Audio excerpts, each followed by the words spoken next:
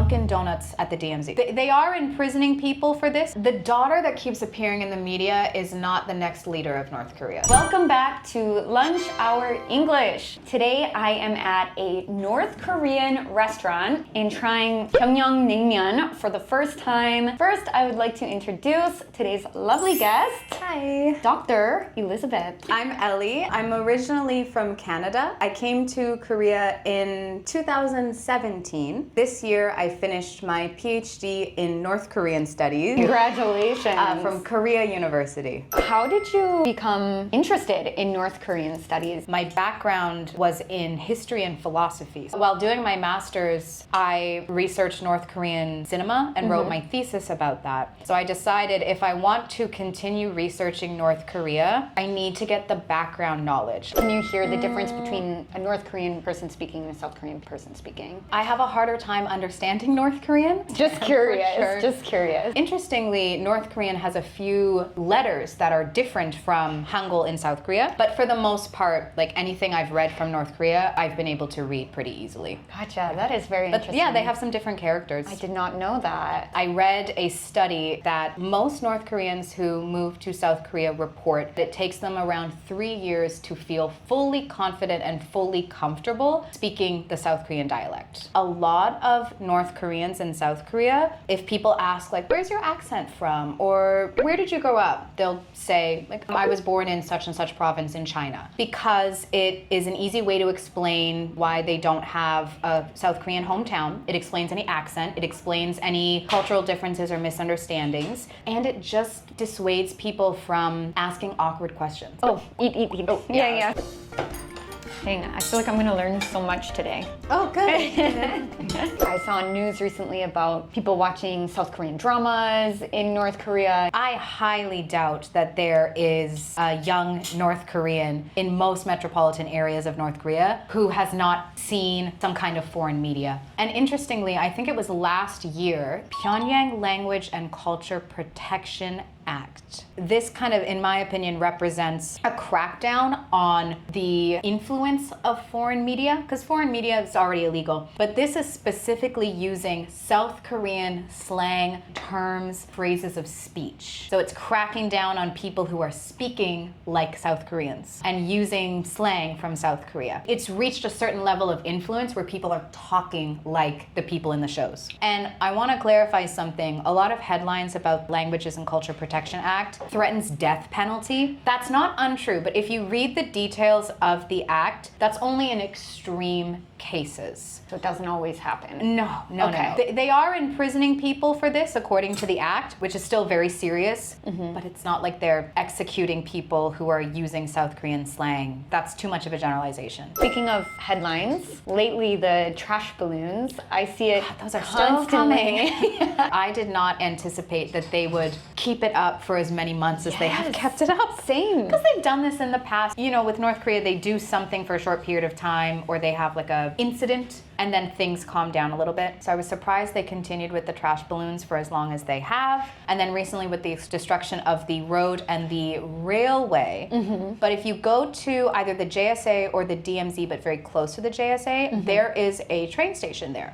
Because years ago there was talk about opening a railroad between North Korea and South Korea. All of this was built, it's not in use. So I'm not saying that it's not serious that they destroyed it, Yeah. but they weren't in use. So Yeah. it's possible that they are just thinking, we're gonna use this area for something else. So that's something to keep an eye on for sure, is Yeah. what are they gonna do in that area? Is that just like a, hey, don't forget about us, we're here? The American election, they're looking to make some kind of influence on that, and increasing tensions and increasing fears on the peninsula will have an effect on any election. They're not solely tied to the American election, but there is a connection there. You mentioned the DMZ and the JSA. Have you personally visited? I visited the JSA as a tourist in 2015, so quite a long time ago. And I visited the DMZ probably January or February of 2022, but it was part of a student group. It was for study. There is a Dunkin' Donuts at the DMZ. There is? I think that kind of puts into perspective that this is a place that has such a dark history and there was so much suffering and so much loss in this area. But today it's become something different. It's changed and it's evolved. I don't know if a lot of people know about the DMZ. This area is never used by humans and it's become this beautiful nature reserve with a lot of animals in it. At the same time, it's a tourist attraction for both people from the north and people from the south, more commonly international tourists from the north. And another thing to keep in mind is if you do a DMZ tour, you'll most likely have a South Korean guide. The JSA tours are run by the American military. So it is interesting to do the South Korean tour with a South Korean and then the JSA tour with an American because you do get a different perspective. Is there anything else that you think the general population might not know about North Korea? One thing I've noticed a lot of people are shocked by is North Koreans can leave North Korea. North Korea does academic exchanges with countries like China and Russia. Students will go abroad. They'll send athletes to athletic competitions. There's diplomats. There's plenty of North Koreans abroad. There's also the very controversial foreign laborers program. The United Nations declared that program to be a violation of the workers' human rights because they said that there were very poor working conditions and they were not given their wages went to the government. All countries were legally required to repatriate North Korean laborers, but that was quite controversial because there were people who were angry with the United Nations requiring countries send the workers back to North Korea because they said, you didn't ask the workers what they want. They want to work abroad. They want to have the experience. Even if some of the money goes to the government, they're still making good money. So who are you to make the decision for these people and say, this is a bad program, we're going to ban it? But yeah, there's North Koreans all over the world studying, living, working abroad. The process of getting the legal permission to leave is quite complicated. It depends on who you are and what you're going to do because obviously it's a massive privilege.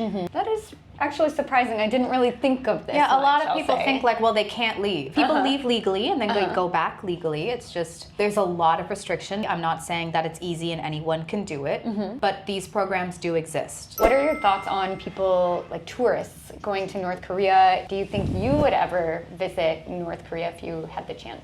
I'm of the opinion that everyone should be able to decide what is ethical or moral for themselves. I don't want to judge tourists who go to North Korea. The vast majority of tourists that go to North Korea are from China. Non-Chinese international tourists make up a teeny tiny percentage of the tourists that go to North Korea. I also have a lot of peers and professors at Korea University and other universities here that have studied in North Korea or done research in North Korea with permission, of course, and they have produced some really amazing research from that. So I personally have not decided yet if I would ever go. I don't plan to ever go as a tourist. I always hear horror stories of someone going to North Korea and then doing something they shouldn't. I don't want to gloss over very serious incidents that have happened involving tourists in North Korea. Statistically, it is actually quite safe to visit North Korea. It's just up to you if it is ethical or moral. Any hot takes on North Korea? The daughter that keeps appearing in the media is not the next leader of North Korea. Kim Jong-un, as far as we know, he has multiple children and his oldest child is a son. Personally, I think based on the kind of patriarchal system that they have, it will be one of his sons. Well, thank you so much for joining me today. Thank you for inviting me. You're so well spoken. I can tell you're a doctor.